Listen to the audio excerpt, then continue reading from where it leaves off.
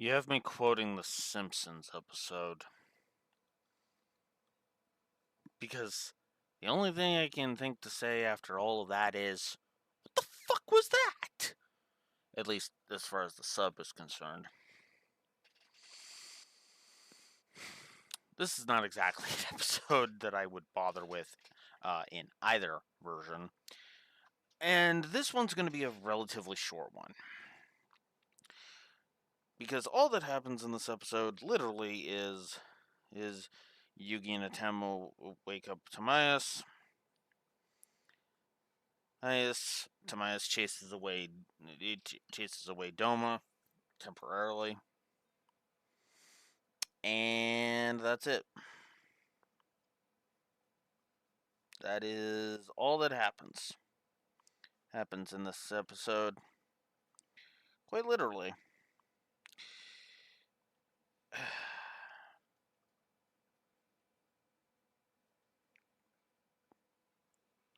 I don't know about you, but that's just not enough for me.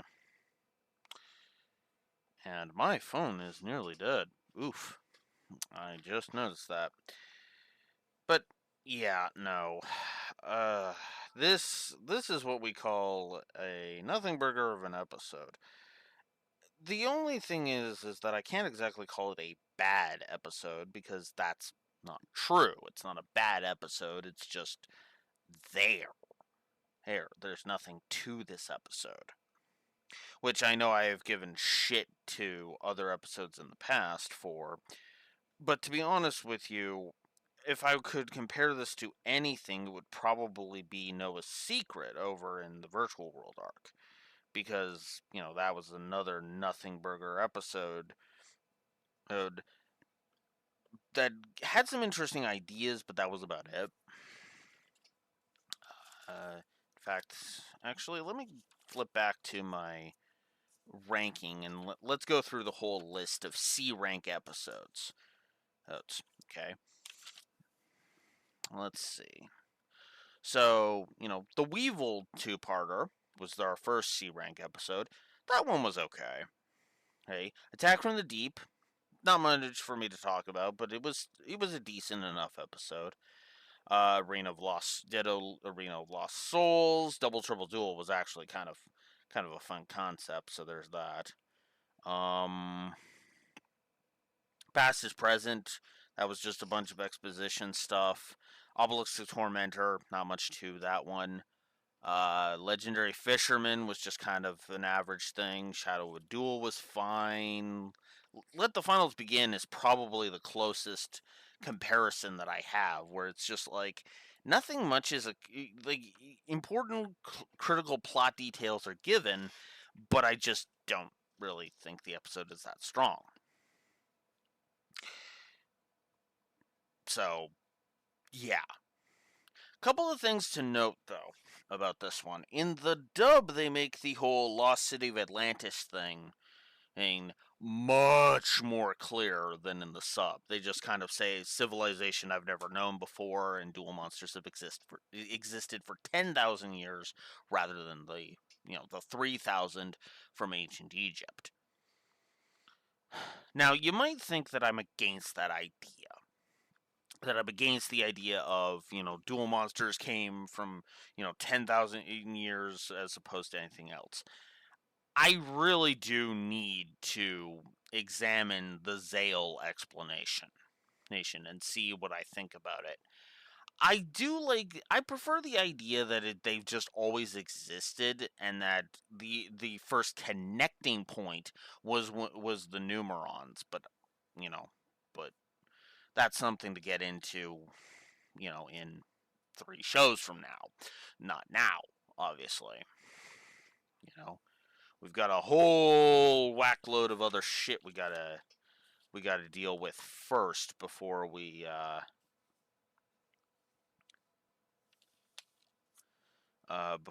deal with that. So there we go. And I forgot to jot down the episode number. Silly, silly me. This is episode 148.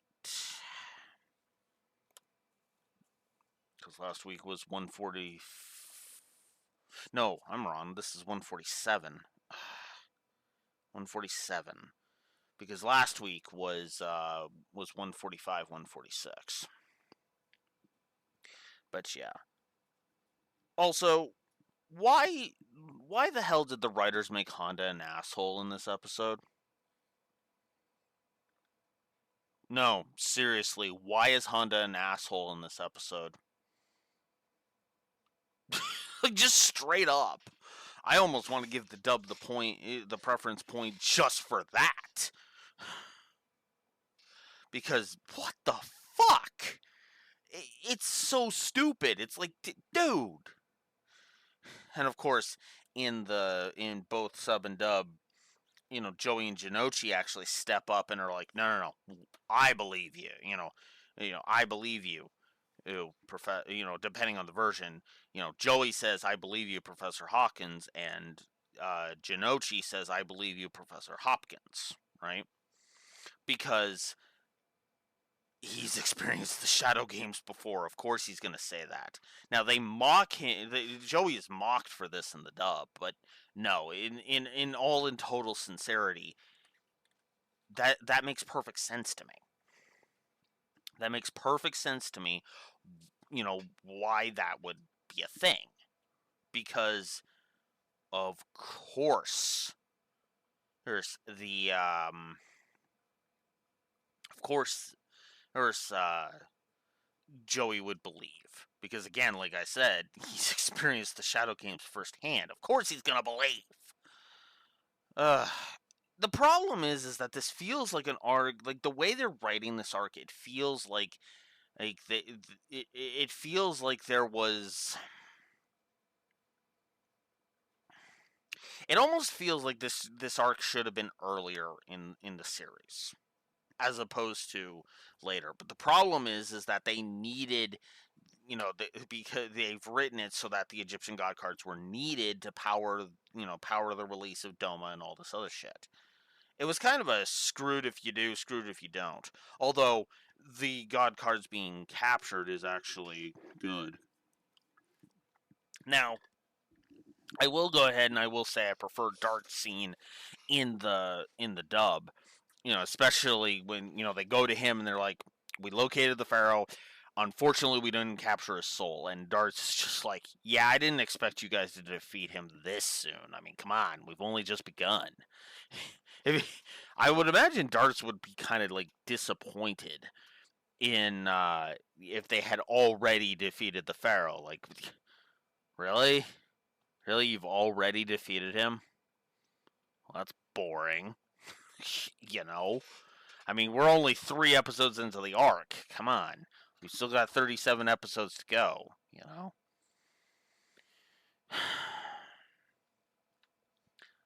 In the sub, he literally just scolds them for underestimating Attempt's power, but that's beside the point.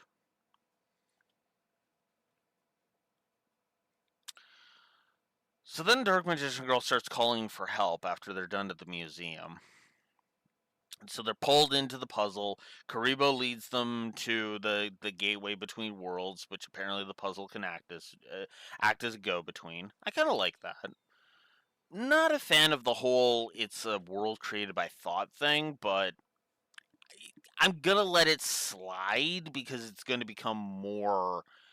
Uh, the versions from later shows will make more sense, is how I'll phrase that. Specifically, I prefer the GX and 5Ds, alternate realities ideas. I've always preferred the spirit world, the Duel Monster spirit world to be a thing, you know, and to have it, as she says in the dub, always have existed alongside mankind. Which actually, I guess the world of thought thing is actually it actually makes sense, and then there's just specific points in which the two worlds have actually connected, which is actually something that ties in not only to later on in this arc, but also in Dawn of the Duel. So I suppose that actually tracks. So never mind, my complaint is moot, completely moot. Ugh. But yeah, like I said, not much to say. A Dark Magician Girl explains that without foreshadowing foreshadowing anything, which is, I feel like this could have been an opportunity to actually foreshadow uh, the Millennium World arc, the World of Memories arc. I feel like that would have been an interesting idea as opposed to just keeping the two separate, which is just, no, not a fan of that, if I'm honest. Mana and Dark Magician Girl are one and the same, period. And we'll address why in the Dawn of the Duel, in Dawn of the Duel. Eventually, we'll get there eventually. I almost feel like the expansion of the Duel Monsters idea kind of, I almost feel like this shouldn't be in DM, but that's something to get into later on in the arc, because this being a part of being a filler arc in DM is actually going to shoot this arc in the foot harder later. It's not shooting it in the foot right now, not really. So then they explain about Timaeus, about the three legendary dragons, Hagans, in the sub, that they are nameless dragons. That's why the name of this episode in the Japanese version is Nameless Dragon Timaeus. Because Timaeus is, the idea is supposed to be, until the chosen duelist, a true duelist, releases them, they don't have names, and then the names come to them, right? Which kind of is contradicted by the fact that each one of these was warriors in the past, and their names were, in that past, Timaeus, is Critias, and Hermos. So yeah, I of course name them in the order in which they are released. Because, yeah, Timaeus is obviously the first to be released, as he was released here in this episode. In 2 weeks, we'll talk about Critias being released, and then of course in 2 weeks after that, we'll talk about Hermos being unreleased. Sorry, Hermos, but there's a strong possibility that your debut is going to be marred by the fact that that episode is probably going to be a rat view. Sorry, buddy. Anywho.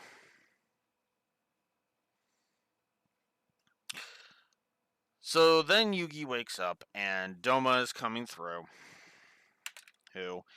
And then Timaeus blows Doma, chases Doma off. And that's it. I've got nothing.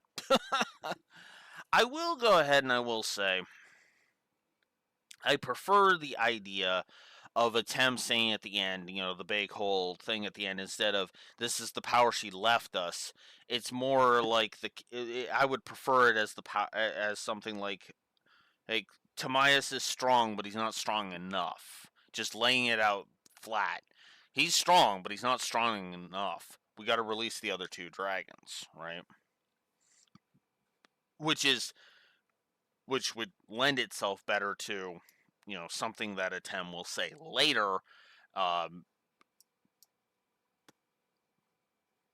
assuming after at the end of My Freaky Valentine. Yeah, at the end of My Freaky Valentine, Atem will say something to that effect. Also, for those that commented about, what was that, like 3 weeks ago from your perspective now, I apologize. I forgot that Duke actually is in this season, by the way. So, yeah, I actually forgot about that. Oops. But then again, he doesn't do anything this season, so of course I forget he exists. I didn't forget he exists in the Battle City arc, never mind. Oh, Duke, why do you keep inserting yourself, dude? Ugh. Anywho, uh yeah, I don't have anything else to say. There's nothing to really talk about with Timaeus because we can't really talk about him from a dual perspective, and we won't for like another let's see, 2, 3, 4, 5, another 6 weeks. Because yeah, the first time Timaeus is ever used is in that duel. Oh god.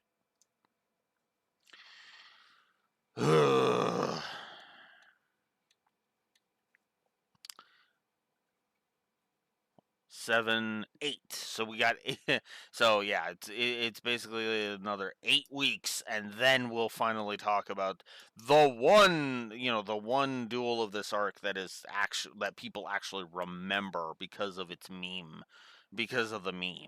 But I digress. I gotta be honest with you, and I know we're only 3 episodes into the arc, but the arc actually is starting better, simultaneously better and worse than I thought it would. Because on the one hand, it's like, oh, hey, this is actually, now that we're effectively out of the intro of the arc, if this was a game term, we would be leaving the intro right now. I think the problem with the Waking the Dragons arc is it simultaneously feels like they wanted to in a lot of ways, I almost feel like the arc is just kind of racing towards the finish line in a lot of cases because this is a season that only has 40 episodes. And I feel like that was a mistake. As if you stretch that out, even the 7 or 8 episodes, 7 to 10 episodes more. I feel like you could have actually have really strengthened this arc quite well. Like made a very conscious, made a good effort, made it a good, and make it a good arc. But instead, well, we've got what we got.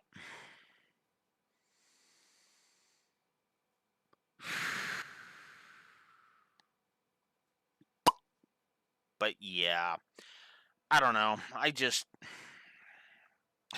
Am I rambling just to have this go on a little bit longer? Yes, I am absolutely doing that because I've got nothing with this episode. It's not as bad as 2 weeks ago when I talked about uh, looking back and moving ahead. The clip show, the Battle City clip show. When I looked at the Battle City clip show, I literally had nothing to say about the clip show. What the fuck do I say about that stupid thing? It it was it was junk. The end. Like at that point, what are you expecting from me? But with this episode, it's like, yeah, no, I mean, I could talk about the the dual monsters having another world and whatnot. Actually, you know what? No, screw it. Fuck it. Just fuck it. Let's talk about it.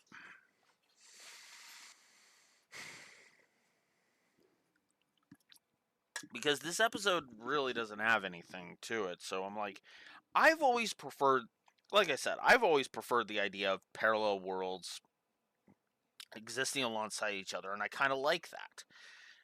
I prefer the idea that access to the world is created through thought, not the world itself, but that's splitting hairs at this point. The ultimate feel for this, the ultimate, how do I phrase this? I think the ultimate takeaway from my ideas, or for the feeling of there being an extra world, is I kind of like that idea because then it allows for dual monster spirits to be a thing, right? The connection between, for example, a Tem and the Dark Magician, the Dark Magicians. You know,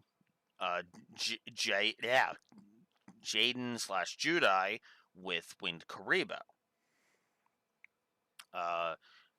Luna and and her connections that we'll get into in 5Ds.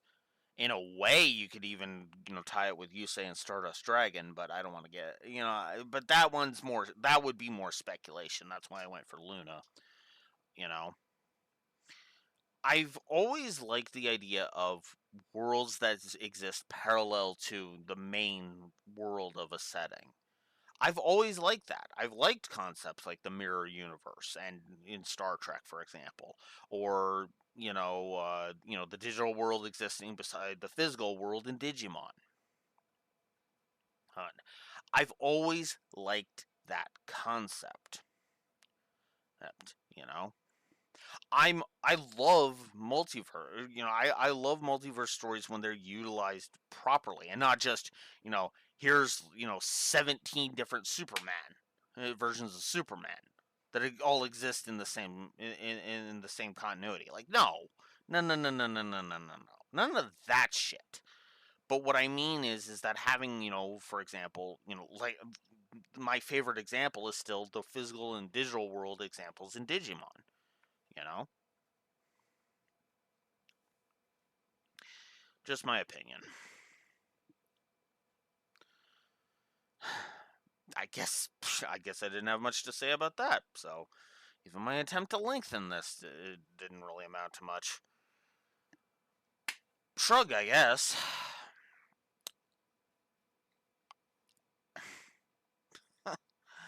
I mean, granted, I wasn't talking very long about a new evil, as long about a new evil as I was expecting to, but I actually had some stuff to talk about. Next week, well, if I do it now, I'm probably going to go ahead and just discuss it because next week we got to discuss the return of Pegasus. Why is that a big deal, you might ask?